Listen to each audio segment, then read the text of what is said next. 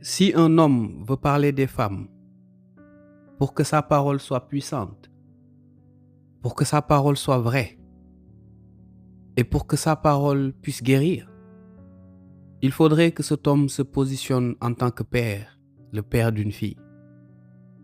Il faudrait que cet homme se positionne en tant que frère, le frère d'une femme.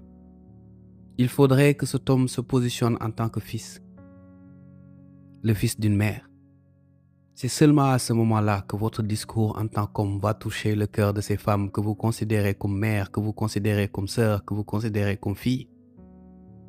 C'est seulement à ce moment-là que votre parole peut changer beaucoup de choses. C'est seulement à ce moment-là que votre discours sera bienveillant.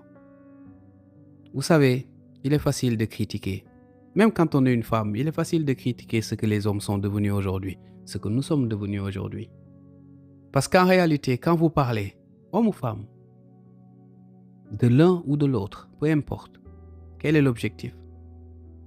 C'est que ces personnes qui vous écoutent puissent grandir, puissent comprendre que la direction qu'ils ou qu'elles prennent n'est pas la bonne. C'est de pouvoir poser un discours bienveillant ou bien de juste faire mal à cette personne en appuyant le doigt là où il fait mal. Quel est l'objectif?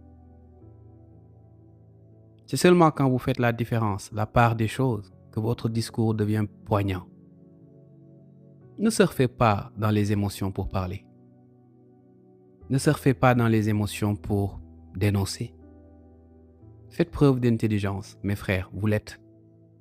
Vous êtes intelligents.